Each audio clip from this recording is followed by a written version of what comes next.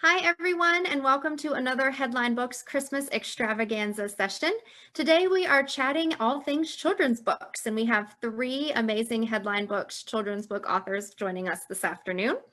We've got Kelsey Clark, Buckley, Newton, Kernodle, and Lynn Eckhouse with us today. If you all have any questions for any of our presenters throughout the session today, feel free to type them into the comments section and we'll have a group Q&A session towards the end of the presentation. Also, there will be links here where you can purchase any of the books that we discuss and show today. There is no greater gift than a signed book for Christmas. So if you want something like that, here's your chance. All right, so we are going to go ahead and kick things off with Kelsey Clark, who's going to chat about her book, What's So Special About Today. And I had the privilege of working with Kelsey on this and can tell you firsthand what a wonderful person she is and what a wonderful book this is. I may be a bit biased, but it's won some awards, so I don't think that's true. To welcome, Kelsey. Thanks for joining us today. Thank you so much for having me. Hello, my name's Kelsey Clark. This is my first book. It's called What's So Special About Today. It is inspired by my children. When I was a kid, I always kept journals of all my thoughts, everything I did. And when I had my kids, I started keeping journals of them and all the things they'd say and do and all the fun moments we had together. And I like poetry too, so I turned it into a story and made it rhyme. So that's kind of the story behind my book. It takes place on a farm because we live on a farm. We're from West Virginia. And I hope and pray that we can continue with this storyline and keep it going. So now I'd like to read my story.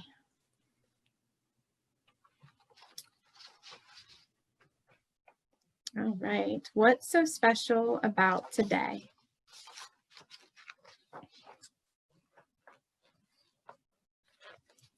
I dedicate this story to my adventure-loving and big-dreaming kids.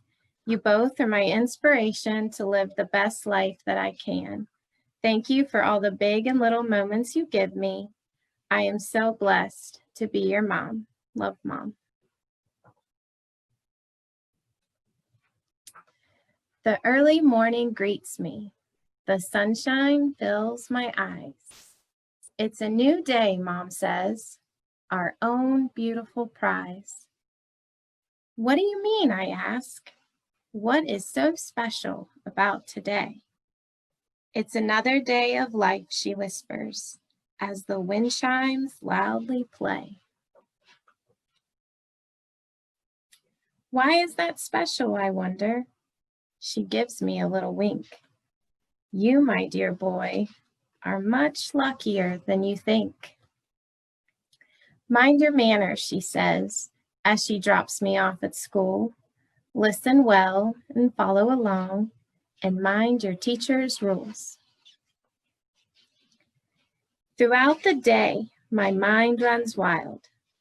I talk more than I should. I do my best to sit real still, but I want to get into the woods. I get off the bus, climb in the truck. Mom asks, what was the special part of your day? The playground, I guess. I never know what to say. My baby sister greets me, and we open the gate hand in hand. We race right down the road, yelling to Mom, catch us if you can. The porch swing sways, and we wait for the sound of Dad's truck. The cows graze the grass, and I search for that 7-point buck.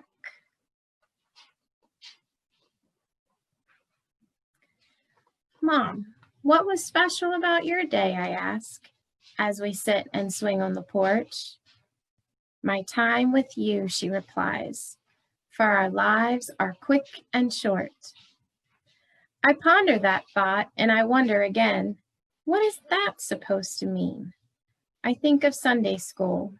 Heaven is kind of scary to me. Today is another opportunity, she says, to experience the joys of your heart, fill your mind with wonders, and finish what you start.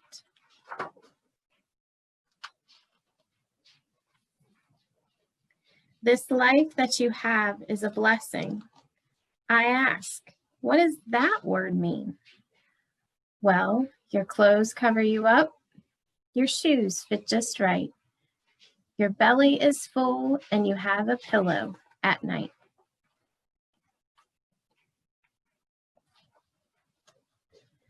God gave you this body.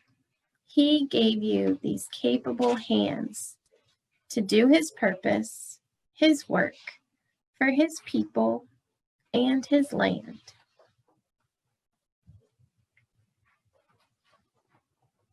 God wrote this story on your heart. It's the story of your life. He asks you to be thankful and true, to be patient, forgiving, and kind. Ask him for these very things, for they can be hard to have on your own. When someone hurts your heart, let God hold your hand and help you grow.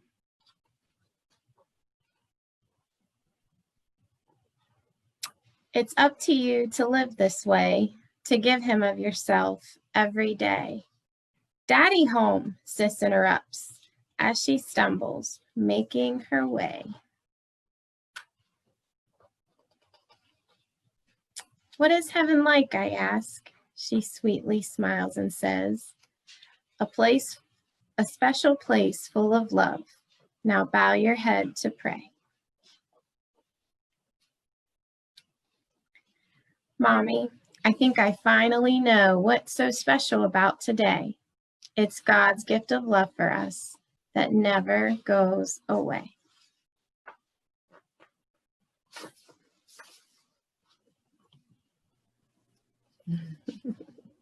Thank you so much, Kelsey. I just love that story. Thank you. Yes, and that message of being thankful for everything, I think rings extremely true today.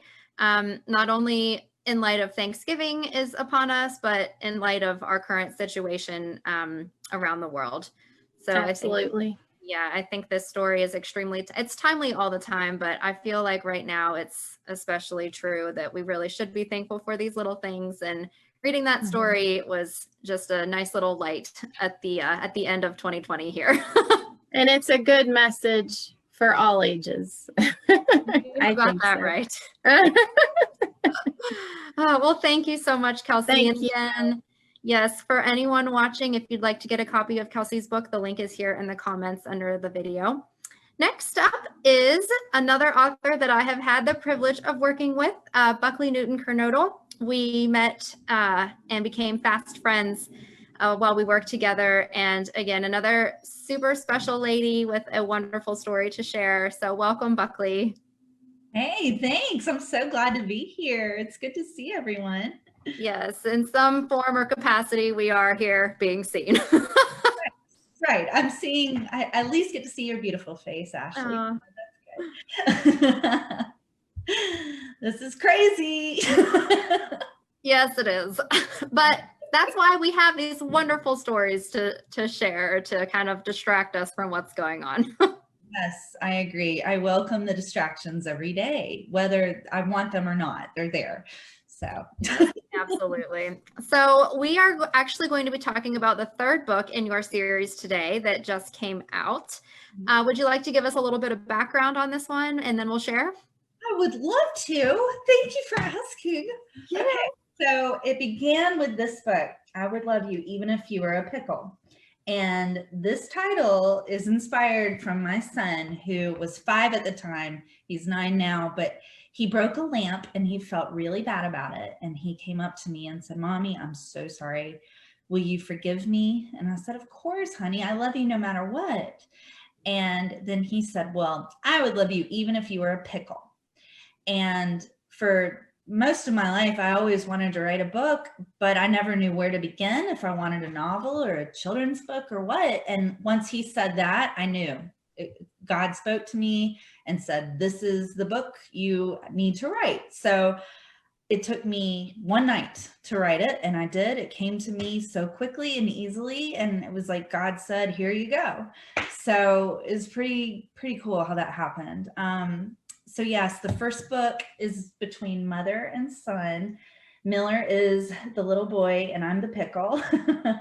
And then I made a sequel to it with I Would Love You Even If You Were a Tomato. And it's between father and daughter. So I figured, you know, with all the love from mother and son and father and daughter, I got to throw a grandmother in there too.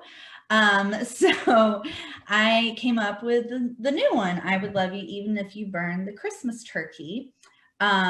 Because, and I really was excited about doing a Christmas theme, especially since I've enjoyed the Southern Christmas show so much. I was really excited about showing it at the Christmas show this year. Yes, here we are. We're at the Christmas show. Welcome. That worked out well. Yeah. So, but it's been great. Like, so far it's been doing pretty well, and it's getting people in the spirit, in the mood for Christmas. And it's definitely helping me get ready. I'm starting to decorate now, so that's a good thing. Another distraction that we need to keep on trucking. Yes. So. Well, I'm very excited for you to share this one. It's, again, like you said, a nice distraction. And I've been hearing about a lot of people putting up their Christmas decorations early this year. So I am in full support of that. Let's get into the Christmas spirit. Absolutely. Let's do it. I'm ready. Okay. Do you want me to read the introduction? Absolutely. Dedication. Sorry. Okay. I would love you even if you burned the Christmas turkey. When everything seems to go sour and you don't even know the hour, have faith in God, the great one above. He'll always show us unconditional love. And then I dedicated it to my mom, who she is called Jamie, from my kids. This book is for you, Mom. You bring an instant warmth and comfort to your grandchildren each time they see you. No one can ignite their genuine happiness like you can. Time and time again, you have taught them the true meaning of unconditional love. Through good times and bad, you've always provided devotion, honesty, and truth. You have created a sturdy foundation in your reciprocated love together, and I know none of you will ever let it crumble. You're amazing in every way. We love you so much. They are sincerely blessed to call you their Jammy. So, when Miller and Maya came to Grandma's for a visit, a nasty stink filled the air. They had to ask, what is it? It was in the kitchen, the oven to be exact. Grandma forgot the turkey, and that's just a fact. Oh no, she screamed, opening the oven door. It was smoky, burned turkey galore. I'm so sorry, Grandma cried. I ruined our whole meal. I'm so sad about this. It's just how I feel. The kids hugged her just to let her know if she made slimy spinach or sweet hot cocoa, they'll always love her anyway. Mistakes happen, even during the holiday. She thanked them for their kindness as they climbed up on her knee. She said, "This reminds me of the Pickle family in the Christmas tree." The Pickle family? Maya asked with surprise. Living in a tree? Miller tried to visualize. Yes, Grandma exclaimed. It was full of twinkly lights, and the Dill family loved all of the bright sights. But there was a time when things weren't so pretty. The treats, the gifts, even their tree all looked very gritty. Christmas could have been a real fiasco. It all began with mislabeled Tabasco. A Pickle Christmas. The Dill children frosted cookies, icing of red and white. No one was looking, but Sister snuck in a big bite. What she thought would be sweet blasted her mouth with fiery heat. Youch! Sister screamed, gulping milk as her mouth steamed. Ew, that's not milk, Sister groaned with a gag. Spoiled eggnog, Brother said and gave her a trash bag. Brother had enough cookie decorating, his sister screaming, too aggravating. It was time to finish his wood carving of Rudolph. But what happened? The antlers all chewed off. No, Gherkin, yelled Brother Dill at the pickled dog. You've ruined my carving. Now it's a macaroni frog. Meanwhile, Daddy Dill was hanging a Christmas wreath when he heard a hissing sound coming from underneath. A snake? An owl? Maybe a cat? Oh, please, Daddy thought, don't be a bat. Bravely, he reached around the tree's trunk, only to find a furry, stinky skunk. Before he could ask for help, Gherkin ran and yapping, Yelp! The skunk was so startled, it sprayed in a spree. It sprayed Daddy and Gherkin, even the tree. Mama had just sipped some apple cider when suddenly dropped in a hairy black spider. It landed on top of her head. Why didn't it land on a branch instead? Sister came in. Mama, what's on your head? Mama Dill reached up with utter sheer dread. She shrieked. It was the loudest high-pitched sound that every ornament cracked and fell to the ground. Sweet Pickle, Sweet Pickle, Daddy Dill said as he entered the room. What happened? He asked with a voice of gloom. Tears ran down Mama Dill's face. The children cried too. No way, Daddy Dill said. Our Christmas won't be blue. Christmas isn't about ornaments, the tree, or the snow. It's not the gifts, the lights, or chocolate chip cookie dough. It's being together and above all else, love. And these are the lessons we learned from the great one above. Exactly, said Brother.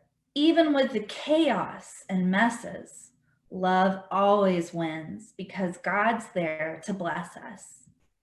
They hugged and laughed about the stuff they had to clean, but together they will tackle the mess with love in between. The end. So, Grandma asked, what is Christmas really about? Miller answered, Jesus was born on Christmas to save us from sin and doubt. Exactly, she said. Food and gifts are nice, but not the true meaning. Giving to others goodwill and together time, Maya said, beaming. Before the end of the memorable day, Maya had just one thing left to say. Grandma, I would love you even if you burned the turkey. Miller joined in. And all we have to eat is bubblegum jerky. The end. You know I love this book. Oh, it's so cool. Like, that's the first time I've really read it out loud since I got it last week. So Yeah. Oh, yay. Well, this, is obviously different from the book release we had in mind, but it is a book release nonetheless. great. That's super fun. But Yes. And again, like you're just awesome. We love having you. Thank you. I love being here, and I'm so grateful for the amazing artwork that you put together. It captures my dream more than ever before with the other two. So thank you, Ashley, for having such vision. Oh, well, thank you. Like I always say, it takes a good story to prompt good illustration. So it's a team effort. So thank you, Buckley. And next up, we have another book to share. And I would love to introduce you to Lynn Eckhouse, again, another amazing children's book author. Welcome, Lynn. Hi, I'm so excited that we can do this in this day and age when we can't get together in person. Let me tell you a little about myself. I spent a good deal of my life in the computer field, where I started and ran an association for people who manage these large computer centers. And I ended up representing over 4,000 of the largest computer centers in the world. And I held conferences and trade shows and published a magazine on how to manage a computer center. And then I retired from that 7 or 8 years ago, and I'm 78 years old. When I was 70 years old, when I first was 70 years old, I had 2 children and 2 grandchildren. Both the grandchildren were in their 20s. That same year, I had another grandchild born. And so after being 20 years, having these 20-year-olds, I now had this little baby, and it really brought so much joy and changed my life dramatically for both my wife and I. Then when I was 75, I got with a friend of mine, and we formed a record company, record label, and we produced an album called Rendezvous, featuring the singer Clint Holmes. And we ended up getting 2 Grammy nominations for that. The first time I ever did anything in the music business. So that felt really good to be able to get something like that. Absolutely. The following year, I wrote my memoirs. And I did that because I had, at one of my conferences, I had hired Alex Haley, the author of Roots and Nobel Prize winner. And he talked to me about why he wrote Roots. And it really inspired me to want to pass on to my children and grandchildren and those yet unborn more about who we were, where they came from. I only knew back to my grandparents and not much about them. I wanted these people from now on to know more about who their family was, where they came from. And then my granddaughter, who was born when I was 70, when she was 7 years old, she started taking horseback lessons, and she loved it, and it inspired me to write the story I did, which is about a boy actually and his pony. So I'll start by reading my introduction, my dedication. I dedicate this book to my very youngest granddaughter, Hannah Jordan Yoaz, who came into my life when my other grandchildren were all grown up, and I thought I'd never have another. Hannah, I was 70 years old when you were born, and you brought a renewed spirit and vitality to my life. Thank you for being such a pretty, bright, talented, and caring child. You have inspired me to think young again. I had forgotten the special joys of being a grandfather. I have loved every minute of singing to you, coloring with you, holding your hand as we cross the street, building Legos, and everything else we have done together since you were born. This story is for you. If I were a pony and you a young boy, you would bring me an apple and I'd eat it with joy. If I were a pony, I'd take you for a ride, or the hills and the valleys, together we'd glide. If I were a pony, I'd see you each day. I'd wait in the barn until you came to play. If I were a pony, when you came around, you would be there to feed me and then brush me down. If I were a pony and you were sad, I'd nuzzle your face and wipe away the bad.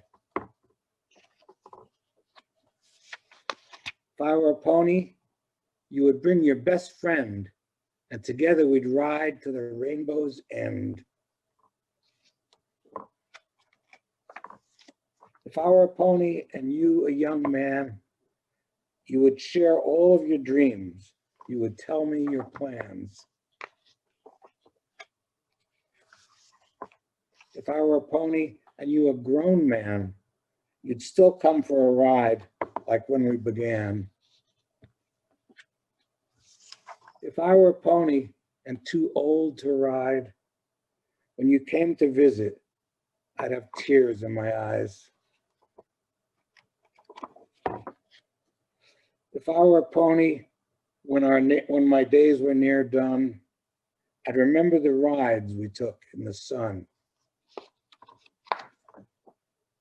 How we sprinted and raced and galloped so fast, as if somehow we knew it just might not last. I'd remember how we frolicked without any fears and the magic we shared down through the years. And I'd remember these times through the tears in my eyes, with the sadness I'd feel that I couldn't disguise. Yet, whenever I'd think of those days gone by, I'd still feel a special joy inside.